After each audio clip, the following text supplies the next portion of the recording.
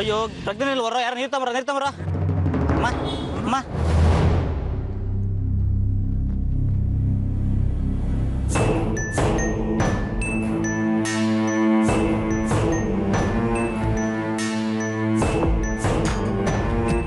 ಅಮ್ಮ ಅಮ್ಮ ಏನಾಯ್ತಮ್ಮ? ಅಮ್ಮ ನಿಮ್ಮಮ್ಮನೇನ್ರಿ? ಹ್ಞೂ ಸರ್, ನಮ್ಮಮ್ಮ ಸರ್ ಆಗಾಗ ಈ ಥರ ತಲೆ ಸುತ್ತ ಬೀಳ್ತಾ ಇರ್ತಾರೆ. 5 ನಿಮಿಷ ಗಾಳಿಲಿ ಕೂರಿಸ್ಬಿಟ್ರೆ ಎಲ್ಲ ಸರಿ ಹೋಗ್ಬಿಡುತ್ತೆ ಸರ್. ಹೌದಾ, ಬನ್ನಿ ಆ ಕಡೆ ಕೂರ್ಸೋಣ. ಸ್ವಲ್ಪ ದಾರಿ ಬಿಡಿ, ಗಾಳಿ ಆಡಿದ್ರೆ ಅಮ್ಮ ಸರಿ ಹೋಗ್ಬಿಡ್ತಾಳೆ. ಹೌದಾ ಸರ್? ಹುಷಾರು, ಆಡೋದು ಮನೆ ಕರ್ಕೊಂಡೋಗಿ. ಸರ್ ಕರ್ಕೊಂಡು ಹೋಗ್ತೀನಿ.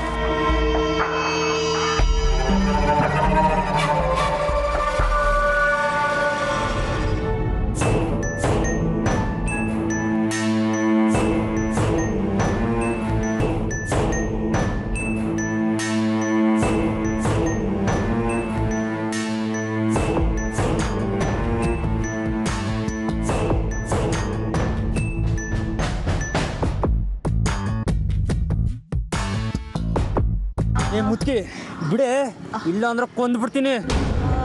ತುಂಬ ಕಷ್ಟಪಟ್ಟು ಮಾಡಿದ್ದ ಕಳ್ಳ, ಯಾರಾದ್ರೂ ಕಾಪಾಡಿ. ಕಳ್ಳ ಕಳ್ಳ.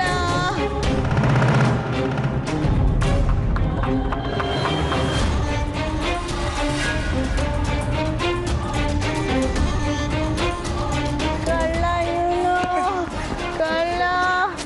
ಗೊತ್ತಮ್ಮ ಏನಲ್ಲ ಎಷ್ಟು ಧೈರ್ಯ ಇದೆ ನಮ್ಮ ಅಮ್ಮನ ಮೇಲೆ ಕೈ ಹಾಕ್ತೀಯಾ? ಸರ್ ಬಿಟ್ಬಿಡಿ ಸರ್, ನಿಮ್ಮಮ್ಮ ಅಂತ ಗೊತ್ತಿರಲಿಲ್ಲ. ಇನ್ನೊಂದ್ಸತಿ ಈ ತರ ಆಗಲ್ಲ, ಬಿಟ್ಬಿಡಿ ಸರ್. ಬಿಡ್ಬೇಕಾ? ಬಿಟ್ಬಿಡಿ ಸರ್. ತಗೋ ತಗೋ, ನಿನ್ನ ಆಸ್ತಿ ಕತ್ಕೊಂಡು ಹೋಗಿ ಬಂದಿರೋ ಸುಮ್ಮನೆ ಬಿಟ್ಬಿಡ್ತಿದ್ದೆ. ಬಟ್ ನಮ್ಮ ಅಮ್ಮನ ಮೇಲೆ ಕೈ ಹಾಕ್ತೀಯ ಅಂತಂದ್ರೆ ನಿನ್ನ ಮಿನಿಮಮ್ 2 ವರ್ಷ ಸರ್ 2 ವರ್ಷ ಜೈಲಲ್ಲಿ ಕೊಡಂಗ್ ಮಾಡ್ತೀನಿ.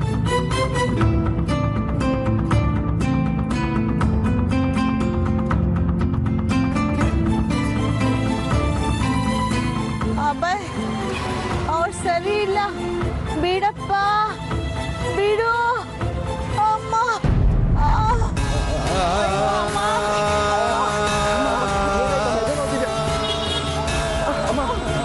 ಅಮ್ಮ ಏನಾಯ್ತಮ್ಮ?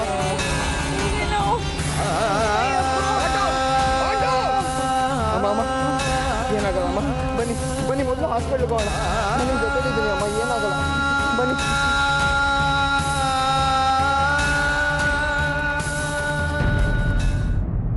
ಸರ್ RC ನರ್ಸಿಂಗ್ ಹೋಮ್ ಹೋಗಿ ಸರ್, ಬೇಗ ಸರ್. ಅಮ್ಮ ಅಮ್ಮ ಏನೂ ಆಗಲ್ಲಮ್ಮ, ನಾನು ನಿಮ್ಮ ಜೊತೆಲಿದ್ದೀನಿ. 5 ನಿಮಿಷ ಹಾಸ್ಪಿಟಲ್ ಬಂದ್ಬಿಡುತ್ತೆ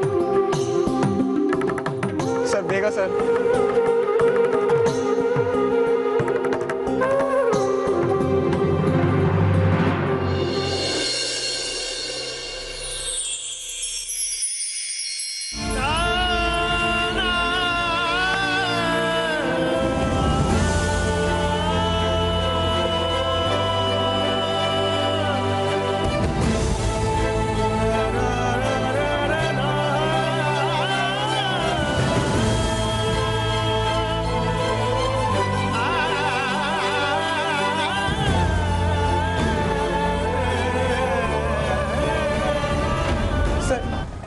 ಸರ್ ಅಮ್ಮ ಹೇಗಿದ್ದಾರೆ ಸರ್?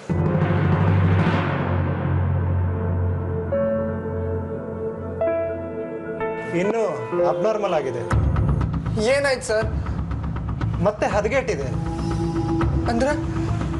ಲಾಸ್ಟ್ ಟೈಮ್ ಇವರು ಆಪರೇಷನ್ ಮಾಡಿಸ್ಕೊಂಡಿದ್ದಲ್ವಾ, ಇವರು ಸರಿಯಾದ ಟ್ರೀಟ್ಮೆಂಟ್ ತಗೊಳ್ಳದೆ ಹಾರ್ಟ್ ಬಗ್ಗೆ ಇಷ್ಟೊಂದು ಕೇರ್ಲೆಸ್ ಆದರೆ ಹೇಗೆ ಸರ್? ಈಗ ಮತ್ತೆ ಪ್ರಾಬ್ಲಮ್ ಶುರುವಾಗಿದೆ. ನನ್ನ ಪ್ರಕಾರ ಅವರಿಗೆ ಕಳೆದ 6-7 ತಿಂಗಳಲ್ಲಿ ತುಂಬ ಸಲ ಎದೆನೋವು ಕಾಣಿಸ್ಕೊಂಡಿದೆ. ಅವರು ಒಂದ್ಸಲನೂ ಡಾಕ್ಟರ್ನ ಕನ್ಸಲ್ಟ್ ಮಾಡಿಲ್ಲ ಅನ್ಸುತ್ತೆ.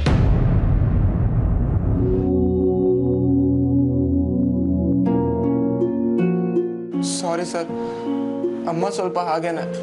ತಮ್ಮ ನೋವನ್ನೇನಾದ್ರು ಹೇಳ್ಕೊಂಡ್ರೆ ಮಿಕ್ಕವರೆಲ್ಲ ಗಾಬರಿ ಆಗ್ಬಿಡ್ತಾರೆ ಅಂತ ತಾನೇ ಎಲ್ಲ ಸಹಿಸ್ಕೋತಾಳೆ ಸರ್. ಆದರೂ ಇದು ಅತಿ ಆಯ್ತು ಬಿಡಿ. ಹಂಗೆ ಮುಂಚೆಯಿಂದ ಸಹಿಸ್ಕೊಂಡು ಬಂದಿದ್ದಕ್ಕೆ ಈಗ ಜಾಸ್ತಿ ಆಗಿರೋದು.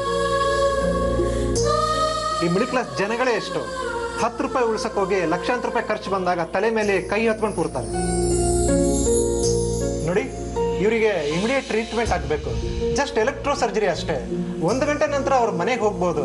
ಆದರೆ ಇದಕ್ಕೆ ಮಿನಿಮಮ್ ಅಂದರೆ ಒಂದು 50,000 ಖರ್ಚಾಗತ್ತೆ. ಅವ್ರು ಕೂಡ ರೆಡಿ ಇದ್ದಾರಾ? ನೋಡಿ, ಇವರಿಗೆ ಇಮಿಡಿಯೇಟ್ ಟ್ರೀಟ್ಮೆಂಟ್ ಆಗಬೇಕು. ಜಸ್ಟ್ ಎಲೆಕ್ಟ್ರೋ ಸರ್ಜರಿ ಅಷ್ಟೇ. 1 ಗಂಟೆ ನಂತರ ಅವ್ರ ಮನೆಗೆ ಹೋಗ್ಬೋದು. ಆದರೆ ಇದಕ್ಕೆ ಮಿನಿಮಮ್ ಅಂದರೆ ಒಂದು 50,000 ಖರ್ಚಾಗತ್ತೆ. ಅವ್ರು ಕೂಡ ರೆಡಿ ಇದ್ದಾರಾ? ಸರ್ ನಾನು ಪೇ ಮಾಡ್ತೀನಿ ಸರ್.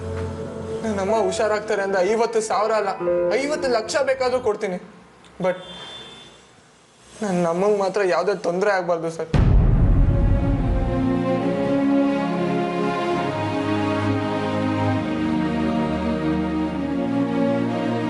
ಪ್ಲೀಸ್. ಅವಾಗಲೇ ನೀವು ಅವರು ಆಂಟಿ ಅಂತಂದ್ರಿ? ಆಂಟಿ ಆಗಿದ್ದು ಸರ್. ಬಟ್ ಇವತ್ತಿಂದ ಅವ್ರು ನನ್ನ ಅಮ್ಮ, ನಾನು ಅವ್ರ ಮಗ. ಅವ್ರ ಪ್ರಕಾರ ನಾನು ಅವ್ರಿಗೆ ಒಳ್ಳೆ ಮಗನೋ ಅಲ್ವೋ ಗೊತ್ತಿಲ್ಲ. ಬಟ್ ಅವರಂತೂ ನನಗೆ ದೇವ್ರಂತ ಅಮ್ಮ. ಅಂತ ದೇವ್ರಂತ ಅಮ್ಮನ ಉಳಿಸ್ಕೊಳ್ಳೋದಕ್ಕೆ ನಾನು ಏನು ಬೇಕಾದ್ರೂ ಮಾಡ್ತೀನಿ ಸರ್.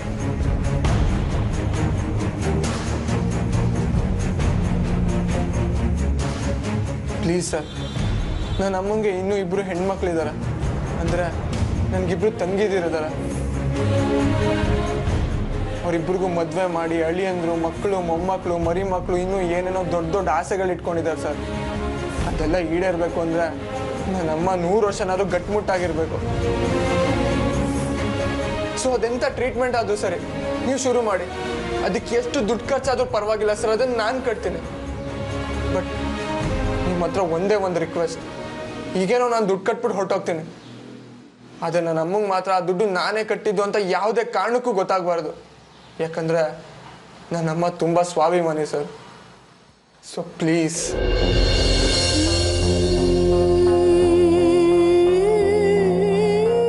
ಓಕೆ ಬಿಡಿ, ಇವತ್ತೇ ಅವರಿಗೆ ಫ್ರೀ ಟ್ರೀಟ್ಮೆಂಟ್ ಶುರು ಮಾಡೋಣ. Thank you sir.